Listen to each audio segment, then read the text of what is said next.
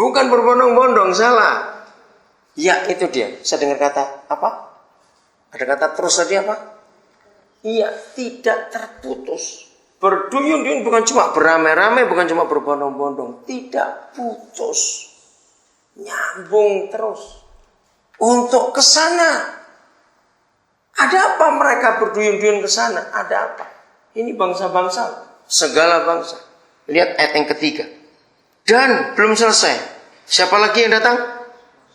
Banyak suku bangsa akan pergi serta berkata, mari kita naik ke gunung Yahweh, ke rumah Tuhan Yakub, supaya ia mengajar kita. Nah ini dia. Gabungkan dengan Efesus 3:10 tadi. Kalau bangsa-bangsa berduyun-duyun, banyak suku bangsa berduyun-duyun, saling ngajak. Ayo, mari. Minta apa? Pengajaran, minta diajar. Supaya mengajar kita tentang jalan-jalannya. Sama gak dengan yang kita temukan di Efesus 10, pusat informasi. Mau tanya apa saja, ke gereja. Ingin tahu apa saja, ke gereja. Harusnya begitu. Gereja sudah jauh dari yang Tuhan inginkan. Nanti tanggal 15 sampai 17 Agustus, saya jadi salah satu pembicara di acara pemuda, anak-anak muda gereja yang besar sekali, tak berapa ribu orang hadir, itu di Bogor.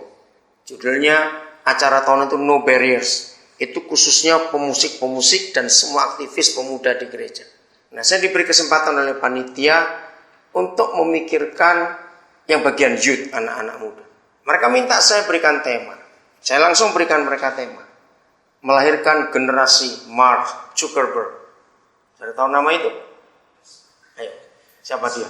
Nah, panitianya bingung. Kenapa pakai nama ini? Nah, saya bilang itulah karena kegoblokan gereja. Mark Zuckerberg waktu menemukan Facebook itu umur 18 tahun. Nah, di dalam sejarah dunia, dia ini adalah anak termuda yang terkaya di dunia. Ya, umur 18 tahun dia membuat Facebook. Nah, kenapa saya pilih itu? Karena saya diskusi dengan panitia. Harusnya itu anak Tuhan yang buat itu. Idenya sederhana. Dia itu sibuk tapi ingin punya komunikasi ya dengan teman-teman sekampusnya. Dia baru kuliah. Dia baru semester pertama. Nah, bagaimana caranya supaya dia bisa membuat sebuah jaringan, situs yang enak kalau komunikasi. Jadi tadinya cuma dipakai untuk kalangan sendiri saja. Ternyata dalam penemuan itu dia sendiri terkejut. Wow, kok bisa begini? Saudara, dalam waktu 2 tahun dia langsung jadi orang kaya. Dari cuma kalangan sendiri, langsung dia punya jutaan dolar hanya dalam waktu 2 tahun. Sekarang dia sudah hebat sekali. Nah, Facebook itu baru kira-kira itu 6 tahun ini. 2004 dia. 2004 dimulai, 2006 dikenalkan dunia. Rasa-rasa seperti ini. Nah, harusnya itu anak Tuhan yang seperti itu. Pusat Facebook dicari orang sekarang. Semua orang menggunakan itu karena paling gampang. Nah, kalau gereja yang diharapkan Bapa di surga seperti ini jadi pusat pengajaran supaya bangsa-bangsa itu datang. Oke, saya tanya, coba sebutkan kepada saudara yang selama ini saudara tahu di Alkitab itu ada pengajaran apa saja. Ayo, saya mau tes saudara ini, saya mau tes. Susah? Bagaimana mau jadi salesman kalau nggak tahu produknya yang dijual apa? Betul nggak kata-kata saya ini? Saya ini kalau tanya pada banyak orang Kristen, contoh, apa sih produk gereja, produk surga, maaf? Itu mikir dulu. Nggak bisa jadi salesman seperti itu. Maka itu kita nggak bisa jadi penginjil, karena kita nggak tahu produknya Papa kita ini apa. Ayo, saudara, siapa bisa cepat? Dalam waktu 2 detik, 10 produk saudara sebutkan. Ayo. Nah, saya lewat nih, sudah 6 detik. Ayo. Harusnya begitu kok kita mau jadi salesman. Harus tahu. Oke, sebutkan saudara. Apa produk surga? Keselamatan, cepat. Apa? Keselamatan apa lagi? Loh, macet. Cepat jawab. Nggak usah ragu-ragu. Saudara serius, kita ini goblok dan bodoh betul. Berapa tahun kita jadi Kristen? Kita nggak bisa nyebut produk-produk dengan cepat. Maka itu Injil gak laku. Kenapa lebih laku narkoba daripada Injil? Ini fakta. Oke, kembali lagi pada Yesaya 2 dan Efesus 3 tadi. Kalau dunia itu mencari pusat informasi, yaitu kita tahu sekarang adalah gereja. Berarti gereja itu ngajar apa saja. Alkitab ini ngajar apa saja. Nah cepat. Apa lagi? Apa? Ya apa? Sebutkan. Tidak bisa segala hal. Kita nggak laku jual seperti itu. Kesembuhan, kesehatan. Apa lagi? Cepat. Apa? Bisnis. Apa lagi? Apa? Apa? Keluarga yang tegas, yang ragu-ragu. Bagaimana suara kalau suara ikut CNI, ikut MB, ikut mereka diajarnya luar biasa. Kita ini bodoh betul, saudara. Menyedihkan sekali kita ini. Kenapa kita nggak tegas? Berarti kita ragu-ragu dengan produk papa kita sendiri. Betul tidak? Ayo cepat sebutkan. Apa saja produknya? Yang lain. Pendidikan. Yang tegas. Nggak usah ragu-ragu, ayo. Harus tegas ngomongnya itu. Pengampunan, apa lagi? Cepat ya, Chris, jangan diam kamu. Ayo, sebut, cepat, jangan melamun. Ayo saudara, apa produk surga? Ini yang kita salah sebagai gereja. Baru satu ayat yang kita bahas tadi, Efesus 3:10. Gereja itu pusat berbagai ragam hikmat surga.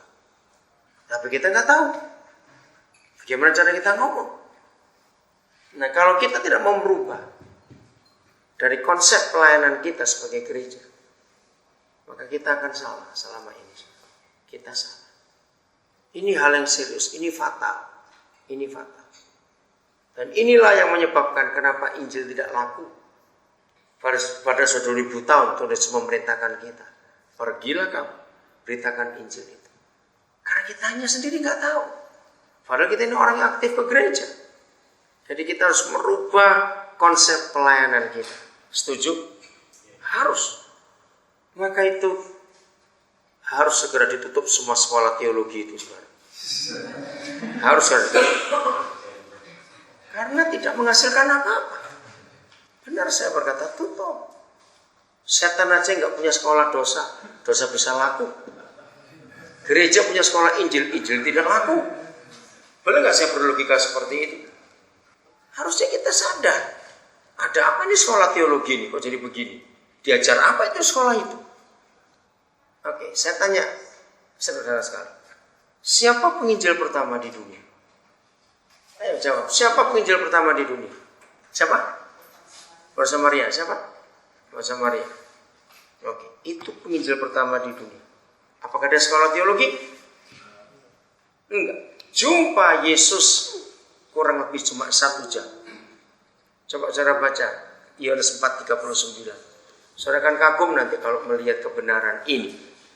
Nah, dia saja yang baru jumpa Yesus cuma sebentar, nggak sampai sehari, nggak sampai 2 jam, kurang lebih 1 jam. Tapi jadi penginjil pertama di dunia. Bacakan. Dan banyak orang Samaria dari kota itu. Pelan-pelan. Banyak orang. Ya, banyak, nggak sedikit. Dari kota itu. Lanjut, ngapain orang-orang itu? Telah menjadi percaya. Telah, bukan akan. Telah menjadi percaya. Lanjut. Karena percaya kepadanya karena perkataan perempuan. Ya, stop sampai situ. Percaya kepada Yesus Tuhan karena perkataan perempuan itu. Yang apa? Ini penting. Baca lanjut yang Bersaksi. stop sampai situ. Yang bersaksi, bukan yang berkhotbah. Nah, sekolah teologi hanya menciptakan pengkhotbah, bukan menciptakan saksi. Beda. Untuk menjadi saksi itu nggak perlu sekolah. Kalau jadi saksi perlu sekolah, kasus nggak selesai. Betul tidak? Karena saksinya sekolah dulu semuanya. Nah, menjadi saksi itu hanya menceritakan ulang apa yang dilihat, yang dialami, dan sebagainya. Itu nggak perlu sekolah.